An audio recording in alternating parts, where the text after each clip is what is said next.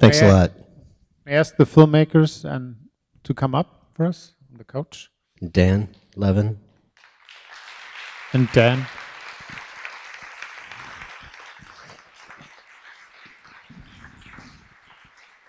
Thanks a lot. Fantastic. Thank you. If you guys might remember Dan Levin here, he was one of our filmmakers from last year. From the You gotta come into the sun, Anthony. Thank you for having me. Amazing film. I'm sitting in the middle.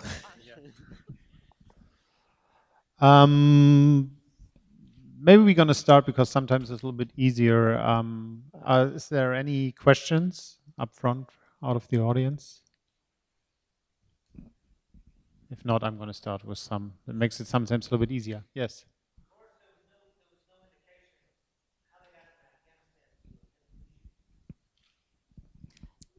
Usually people just fly. Well, they usually leave Afghanistan by road, usually to Pakistan. If they haven't already found a smuggler in Afghanistan, then they find one in Pakistan and then fly using false documentation to Malaysia. And then it's from Malaysia that they usually take a short boat ride to Indonesia to look for the boat for that much bigger journey.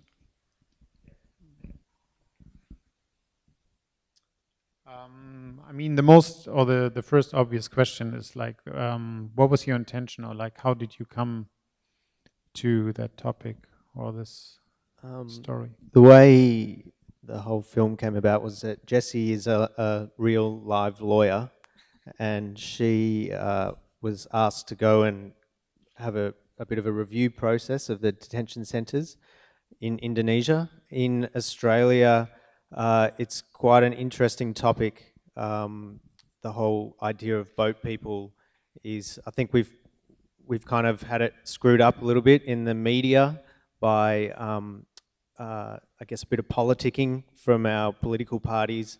They use it as a vote winner. It's an easy thing for them to demonize these people that are coming from Indonesia, and it's a very hot topic.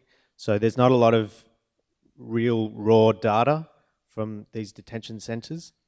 And so Jessie was asked to go and interview people and review these detention centres and see what they were like. And it was a bit under the radar. And then because it was under the radar, it was Jessie's idea to bring me along with a camera. And from there we started forging these stories.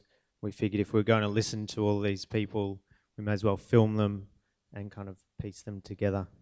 So that's how it came about. Can I just ask, who were you going representing to review for? Actually, I don't think we've ever had this conversation because I wasn't asked to go. I just sort of had been hearing all this stuff about how people's family members were living there and how bad the conditions were. And I was, the GFC had just hit and I was unemployed, and I thought, hey, I've got a month, I'm going to go and poke around in Indonesian jails. Maybe I'll bring Dave with me. So it was a matter of, why not? You know. And can I just ask one of my many questions, which I have a lot, but so how did you gain access to those detention centers, prisons? I think it was mainly by being bolshy. Is that a word that you guys use over here? It sort of just means... I don't think we use that word. What is that word? It sort of just means giving it a good go until someone cottons onto you and, you know, tells you to stop. I'm obviously a sort of 6-foot white chick who was wearing sort of traditional Afghan clothes and speaking a bit of the Afghan language. So when we were sort of waltzing into jails, people were generally just confused into letting us go in, which was convenient. They were sort of like, okay, what are you doing here? All you needed was someone's name. And in all the detention centres, we had at least one person's name. And we'd even met people before we left Australia who had relatives in various detention centres. So we had a little bit of an idea of people who were where. And then once we went into one detention centre and met a few people, they would tell other relatives, and there was this web of people contacting each other saying, oh, there's some Australians in Indonesia, you should contact them, here's their number. And, you know, and we very quickly got a lot of names and a lot of different detention centres and places that we'd never even knew that they existed. Yeah.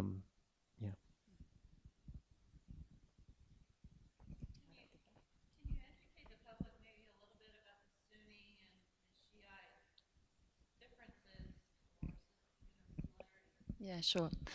So has anyone here read The Kite Runner?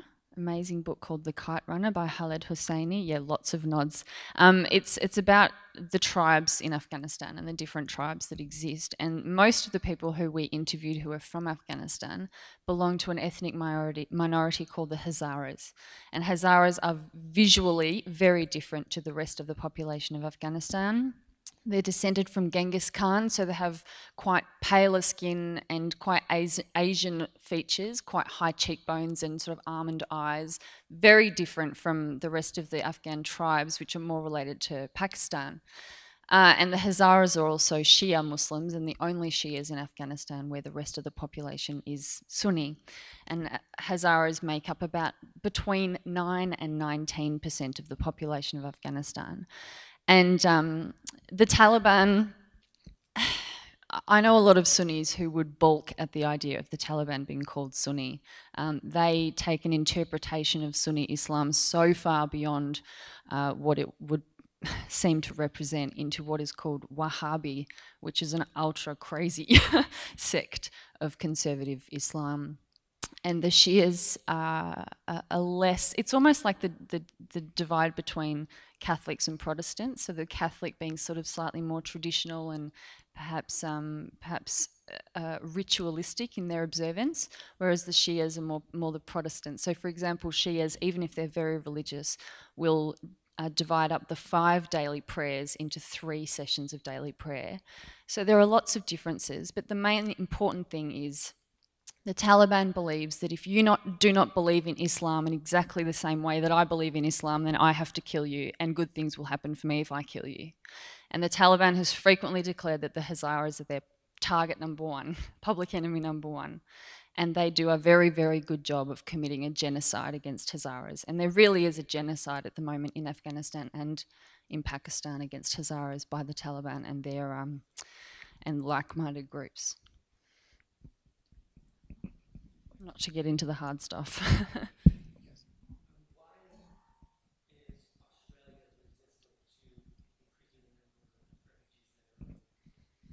Well, let's talk about the numbers just briefly, because I think this is something really interesting when we're talking to European audiences and American audiences and audiences from anywhere else, really.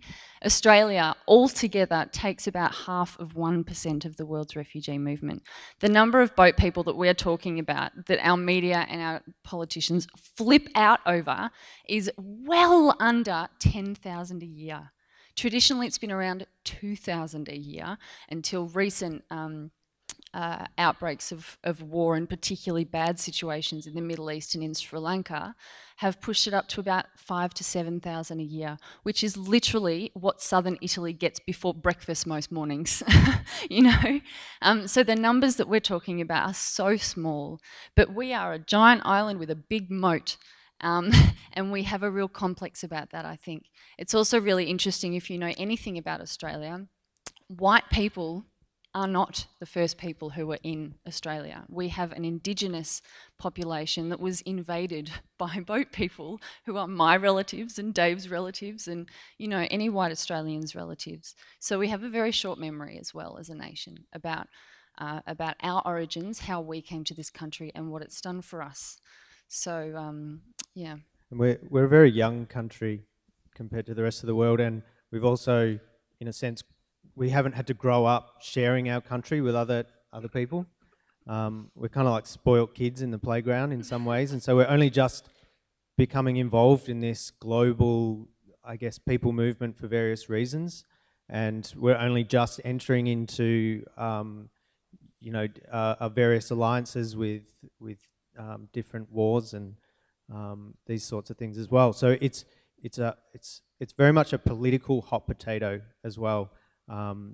Various governments that have been in power have found it a vote winner to be very strong and harsh against refugees and asylum seekers. So they've worked this out by running different policies and seeing how strong they are in terms of vote winners. So it's kind of like Pavlov's dog in a way, like you ring this bell of a harsh policy and people vote for that harsh policy. So it's a very interesting kind of media landscape in that sense. And we are shocked in that people see our film in Australia and have never heard a story from a refugee or an asylum seeker. They know nothing. So the media is full of fear tactics and these harsh stories. So it's kind of an interesting place for an Australian to hear these stories. And we're currently spending about $2 billion with a B, dollars a year on policies which are designed to deter people from seeking asylum in Australia. Despite the fact that we've signed up to the UN Convention on the Rights of Refugees, we're spending $2 billion a year trying to stop them from exercising those rights, which is so far beyond appalling, I just don't even know where to start. There's a question up the back.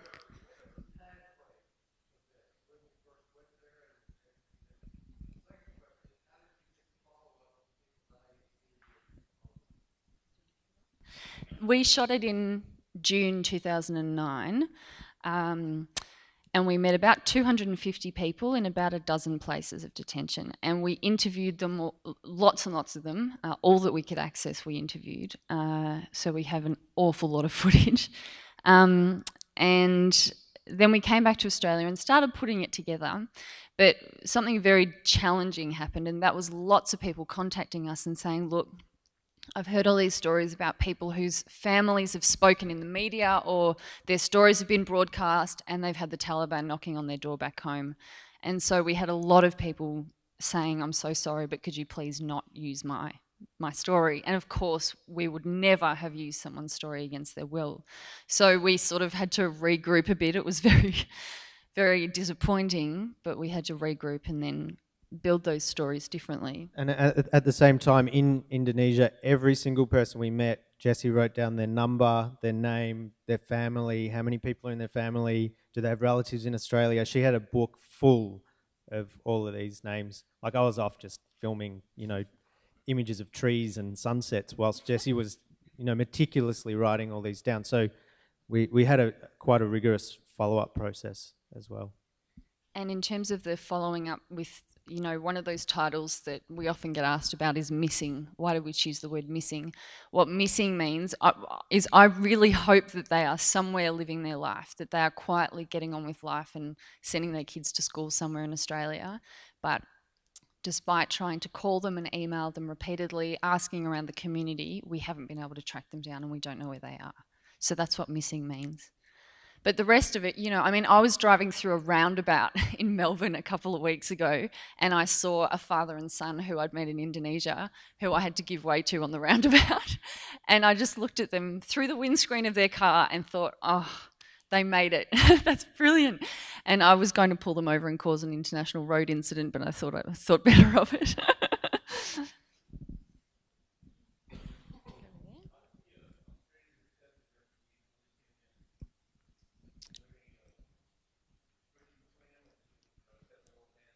How do Australians accept refugees when they do eventually get in? Look, once you finally got through the process of getting a visa and getting out of our incredibly convoluted detention system, we're pretty good to you. We'll give you healthcare, we'll give you, welfare benefits if you need them. We're pretty good to you. On a personal basis, it's really interesting. Australia, and I think a lot of people, if you are not familiar with something, there's a real divide between the specific and the general. So there are lots of people who are don't like Muslims, don't like refugees, don't want them here. Oh, but, Mustafa, who runs the milk bar down the end of my street, who runs the corner shop, he's a great guy. He's from Iraq, he's lovely. I don't mind him being here. In a very real sense, all I really wanted to do was show these people's stories to people in Parliament, I guess, and to follow through on what we promised them to do. So it's awesome that we're filming it in Texas.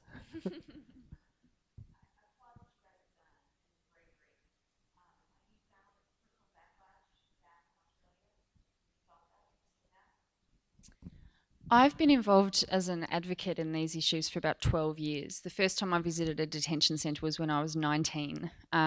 So I've been facing personal backlash from within my own family, actually, for a very, very long time on this. My mother's always been very conservative. If she were voting in America, she'd be voting Republican all the way. we've had quite different politics, especially on this issue. But my mum's actually kind of an inspiration for the way that I saw this film coming about. My mother was absolutely staunchly anti-migration, anti-having any Muslims in Australia, anti. You can imagine the dinner table conversation. It was great.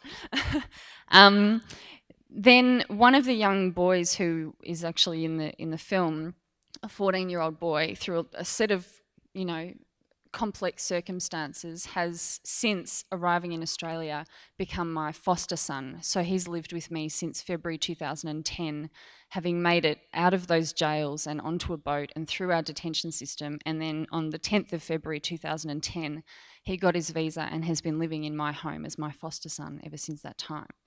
And his story is that he had an older brother and sister. He's Hazara.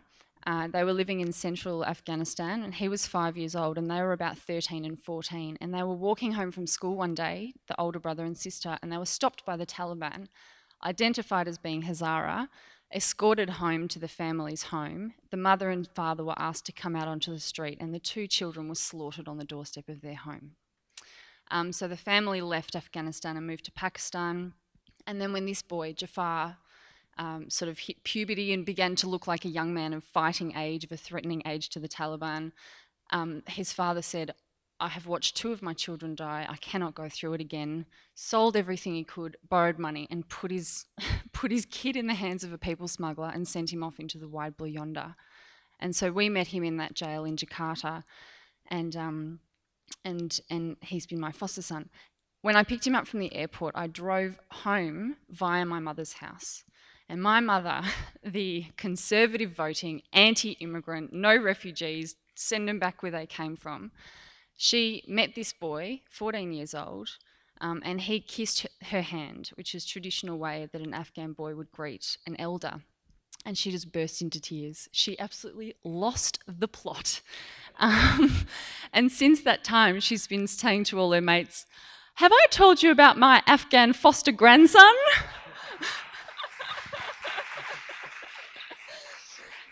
And she writes angry letters to the Minister for Immigration, and she tells all her mates, oh, well, if you don't think they're integrating, well, why don't we come over for a barbecue at your house? And, you know, just great things like that. So my mother is the poster child for how a human story can change a mind completely. And that was what inspired me, I think, and I think Dave executed this vision so beautifully, was for this film to be a series of personal stories from them straight to you as an audience member. And that's what I really hope it does, is to bring that humanity into an issue that is so devoid of humanity in Australia.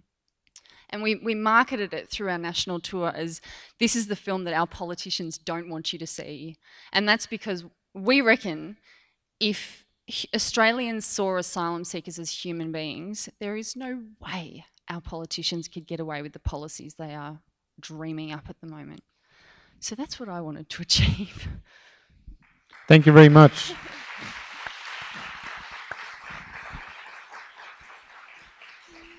So we're gonna have a little break right now. Of course, you know, like when you outside, the filmmakers will be still outside if you feel like you want to talk to them. I think it's one of the most reasons. I mean, they came like, I think, the longest way from Australia out here, and the most important thing for them is feedback, you know, from you, from the audience, and I think we owe them a lot. Thanks. Thank you.